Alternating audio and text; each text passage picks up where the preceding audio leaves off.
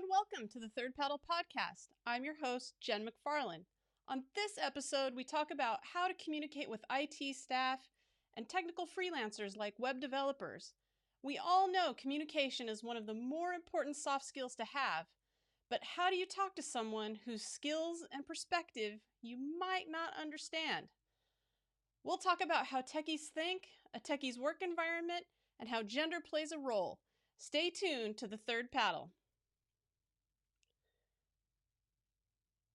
In this segment, we're talking about the work processes and thinking that goes into doing technical work and why that may present communication challenges. People who work in the IT world spend a significant amount of time looking at things systemically. The world of technology is a system. Let's look at it in a different context. Think of it like an ecosystem. For example, in the physical world, an ecosystem is the complex of living organisms, their physical environment, and all their interrelationships in a particular unit of space. It's like fish living in the ocean and getting eaten by bigger fish. When there are problems with an ecosystem, like bees and frogs dying inexplicably, it means there's something wrong with the system as a whole. The reason scientists are so concerned with bees and frogs dying are the bees and frogs live in the same ecosystem as us, and we don't want to die. Admittedly, the stakes aren't as high for a technical professional, yet the process is the same. When somebody is doing development work, for the system to work, you have to be thinking not only about what someone sees, but you also have to think about everything that is going on behind the scenes. For example, when somebody looks at a website and clicks on a buy button, it's the developer's job to make sure the payment goes to the payment processor, updates customer accounts, and takes the customer to the next step in the process, and preferably without slowing things down or missing any steps. If something goes sideways, sometimes things blow apart and it can take a long time to trace what happened and prevent it from happening again. So when things go wrong, IT staff will immediately go into troubleshooting mode at the granular level and seek to solve the root problems. This brings us to one of the communication challenges. In general, technical people want specifics. They want to know exactly what happened, when, and why. You don't know why the customer database is erased because the screen went blank and you pounded every key on your keyboard to no avail. So if this is what you tell a technical person, it's of no use to them. They want to know as much detail as possible because it will help them solve the problem. If you don't know the specifics, it can make you feel stupid. But you're not stupid, it's just another way of thinking. Technical people work in precision. In order to create a system or solve an issue, it's important to be as precise as possible. In my work with companies, I often serve as the bridge between the technical and the non-technical staff. It's important for the non-technical staff to be as specific as possible about the desired outcomes because the technical people feed off of the data. However, I also contend that a good technical person does not need to rely on abstract technical jargon to get their point across, nor do they need to correct and interrupt non-technical people while they are communicating their needs. I believe that relying on this form of communication is a dead end, not only for the project, but also for your career. People respect technical expertise. However, it's important to acknowledge that we are all subject matter experts in something.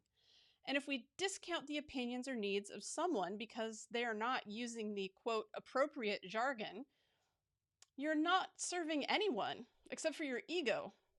And your ego ain't paying the bills. And businesses are taking notice. Computer Weekly puts it in the simplest terms. Someone who wants to know how a particular technology will benefit their business wants to hear about it in business terms, which is why ITers need to understand commercial issues, end quote. The article goes on to suggest that technical professionals take courses in business and management. I couldn't agree more. What's missing for most non-technical people is why something is important. Why should they care? Staying completely technical about the matter may make you feel smart as a technical professional, but it's not winning any points with management or your client. At the same time, non-technical people need to set up a meeting that allows for the presentation of needs and issues alongside ample space for questions to allow technical people to get the details they need to get the job done. Now that you know how techies think, let's move on to the next segment, a techie's work environment and how it affects communication. We've talked a little about how techies think, how the work is extremely detail-oriented. Now let's talk about the work environment that helps techies thrive so they can address projects and issues most efficiently. In Inc.'s article, Understanding Geeks, a field guide to your tech staff, explains the environment perfectly. There's one common characteristic of an ideal techie workplace. It's darkness. It's not that geeks are depressed. Multiple monitors bombard users with a lot of light already. Adding overhead fluorescence or super bright halogens would be a recipe for migraines and madness.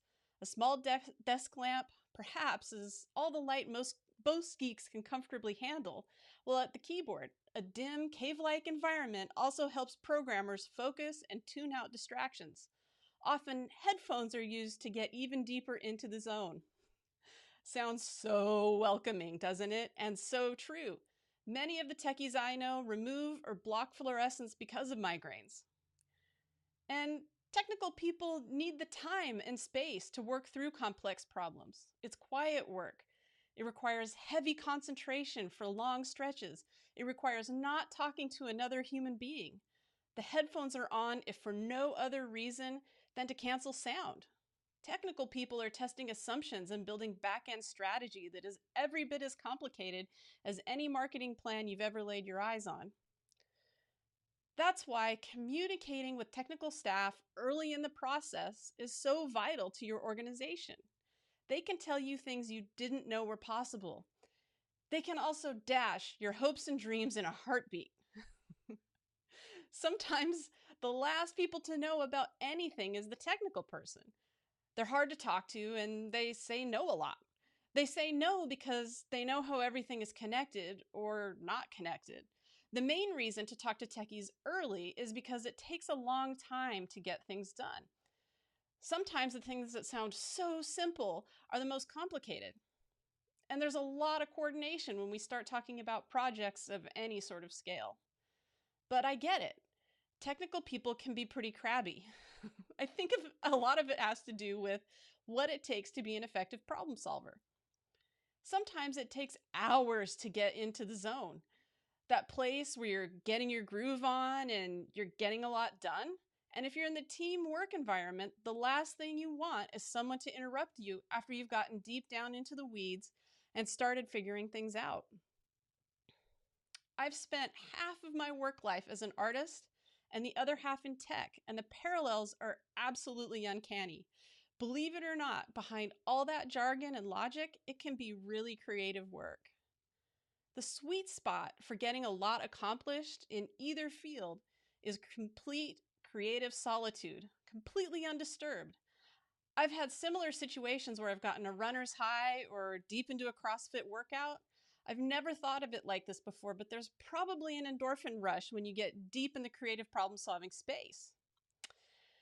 And it's at that precise moment that the phone rings or someone comes into your cubicle with a, hey, can you help me with this right now? And the worst is when it's, not important or a non-issue and it takes you away from higher priority tasks, mostly because it took you so damn long to get there. I think we can all relate to that. That's why in highly functioning IT departments, there's a process for reporting issues and starting projects. It helps protect frontline technical staff so you can maximize their productivity. The same is true of a freelance technical person. They might not answer the phone or reply to texts or emails because something came up. It's really hard to balance, and we need to show each other a little grace in our communication. Now that you know how techies think and where they work, let's talk about how gender plays a role in communicating with IT staff and technical freelancers. Gender is perhaps one of the biggest, most frustrating obstacles to communicating with IT staff and technical freelancers. let's just look at the numbers for a second. According to the National Center for Women and Information Technology, women, especially women of color, are essentially absent from technology innovation. In 2017, 26% of the computing workforce were women, and less than 10% were women of color. 5% were Asian, 3% were African American, and 1% were Hispanic. According to the Harvard Business Journal, only 8% of venture capitalists are women. Research shows that venture capitalists are more likely to invest in people who share the same gender or race. That could explain why there aren't a lot of tech startups founded by women. It's more difficult for women to get funded. The Wall Street Journal reported that female employees at startups own 47 cents for every dollar of equity a male employee owns.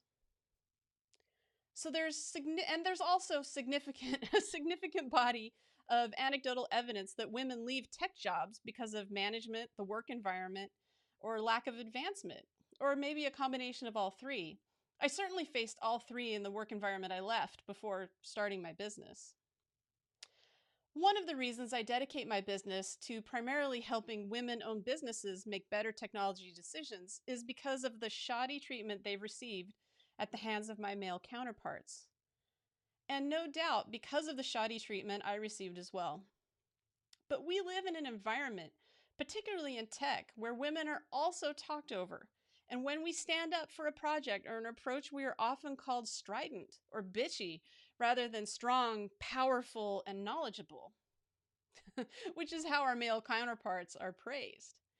Sheryl Sandberg's book, Lean In, talks about this nurture versus bitchy paradigm women navigate in the working world. The simplest way to improve communication between men and women is to hire more women and people of color to technical positions. Maybe using hiring practices that evaluate candidates based on skill in a gender-blind environment, or creating work environments that encourage hiring and retaining people of all genders and races. That is what the top innovative companies need to be measuring. The data is out there. The more diverse a workforce is, the more successful the company is. And many of the gender-related communication issues arise because tech is an insular environment. All men. When I researched articles for this podcast, I was astounded by the, quote, advice given in Aid to Communication. This is not a one-way street, gentlemen. Stop interrupting us. And women, stop letting men interrupt us. Our words are just as valuable, and we need to start acting like it. I will never forget the time a male technical counterpart I just met called me Jenny in a meeting. Unless you're my husband or you've known me since the 1970s, you're not allowed to call me Jenny. It was clearly in the tone of being patronizing, and, it was clear he was intending to make me diminutive, his junior, which couldn't be further from the truth. It was all I could do not to launch over the table and punch him in the face. Instead, I smiled and channeled my anger into personal power so I could get what I wanted. And I did. But it doesn't need to be this way. Smart women want to be treated fairly and have the same opportunities to advance, just like men. But we also don't need to lose our femininity or bend our communication to cater to techies, whether it's an enterprise project or a woman business owner hiring a technical service provider. We need to bridge our communication differences by meeting in the middle. That's something we all deserve.